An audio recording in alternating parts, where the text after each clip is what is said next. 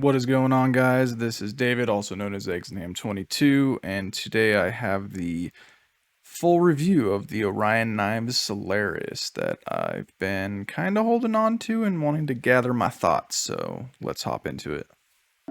These my dollars make it hurt.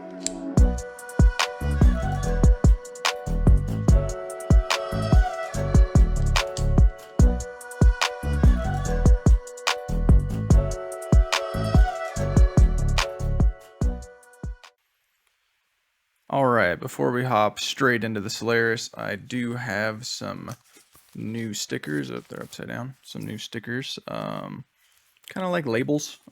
They came out pretty good, though. Little EggsandHam22.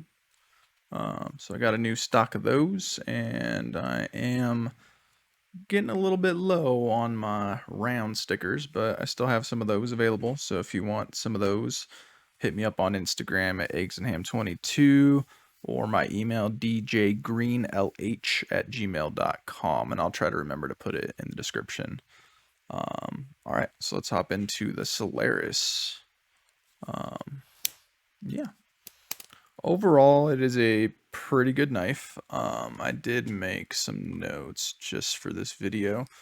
So the price for the knife that you're getting is not bad at all. $80 is pretty good for G10 and 14C28N. The price of the mods are very nice. They're very affordable. That's probably one of my biggest selling points of this knife is like you can pretty much mod it in multiple different ways for a very, not very, but a pretty affordable price. The variants are the black and jade G10. It comes with the black. You can also get the jade, or you can get the raindrop carbon fiber. There is the blue, red, and green accents. But now there's also an orange that I saw he was adding, which is kind of cool. The blade is very good. Oop, as I feel it. The blade is very good. It cuts through cardboard like a dream. It works really well. Like, it is a great cutter. Nothing against that at all. The action is pretty good. I don't know how I just failed it. Like, now it's just doing it every time, no matter how hard I press on it, which is kind of cool. But now let's go to some cons. So my first con when disassembling this knife is these barrel spacers right here. Like the screws and barrel spacers are free spinning, which is pretty frustrating. If you've ever owned a Spyderco, you know that feeling. Excuse me. Basically having to hold each one on either side while you try to loosen and tighten, and you're probably going to untighten the wrong one. So one modification I'd like to see is like either do like one side, you know, like a D-shaped just like thing that goes in there that, you know, goes all the way through, or just like D-shaped barrel spacers that recess into the liners, which hold it still, so you can, you know, untighten one side or the other without having to juggle the knife in that way, because it does make modifying it a little bit of a pain. And then the other big con that I had was there's a pin. Can you see right there? There's like those little white marks. Those are like little cutouts because there's a pin that goes in there, because there's not like a spacer really right there or screws that you can loosen. So that pin you need to either lube or Loctite, so that way it doesn't rattle anymore. Same thing with the lock bar up here, same issue. It kind of rattled a little bit, so both of those things rattled. That was kind of like a little con. But I mean, some lube or some Loctite just thrown in there will definitely fix that. I don't know. I'm wondering if like just shortening the barrel, or not the barrel spacer, the back spacer a little bit. I don't know. I don't really feel like it needs to be so long. That's personal nitpicky con, I guess. And then you can just get rid of that altogether. I might actually cut mine down. Another thing is the G10. It's very flat. It is very grippy. I do like that, but I'm not the biggest fan of just like a flat slab kind of thing.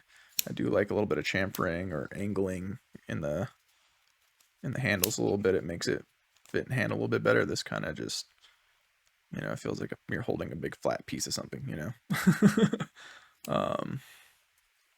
All right.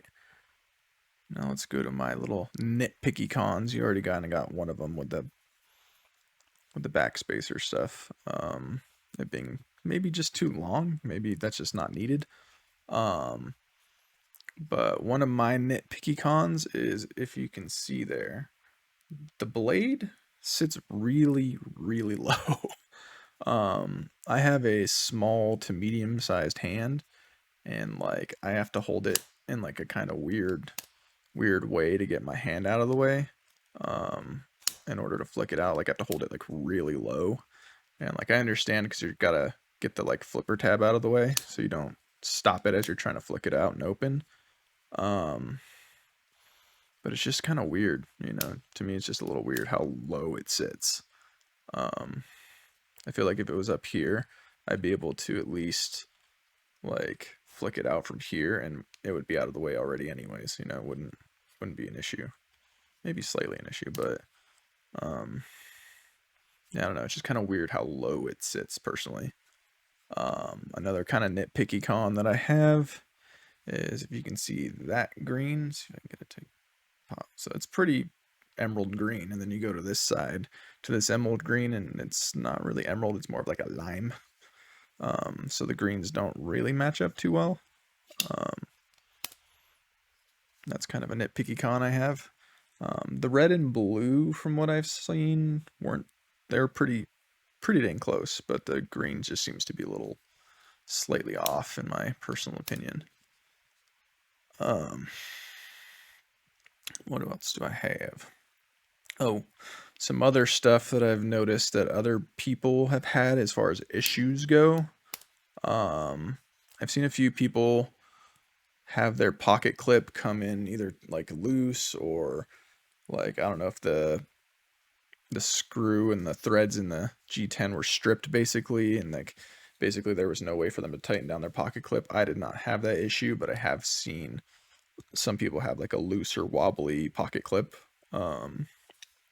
I know that Lefty, he had his little screw on the other side here fall out. I'm not sure if like that's from over tightening it into the G10 and it just, you know, having no threads and it just falling out, or what happened there. I have not had that issue either, but it's just something to point out and let you guys know, because those are two things that I have seen around the community that have been a little bit of an issue for some people. But yeah, you know, like overall it's a pretty good knife, like for what you're paying and what you're getting. Failed it again. I mean, it works really, really well. I really love the finger choil up here. You can choke up really, really close and get your nice little push cuts going on. It works really good through cardboard. Really, really good actually. I use this breaking down like 4 or 5 boxes, and I just cleaned it up. It's got some fingerprints on it now, but still factory edge, still really sharp. Like it's held up really well. I mean, I don't really use my knives for too much hard use. I normally cut up boxes, open up Amazon packages, stuff like that. So I don't get the most, you know, tough use out of my knife. Like I'm not really one of those guys. Just, you know, use it around the house. What do I need to cut open? What do I need to do? You know, I always just carry a knife on me, so it does work very well for that. But yeah, I think that's pretty much all I got. As far as the Orion Solaris is, failed it again, is concerned. The links for everything for Orion Knives will be down in the description. Blade Banter, David, the guy who created the Orion Knives Solaris, will be down there as well. And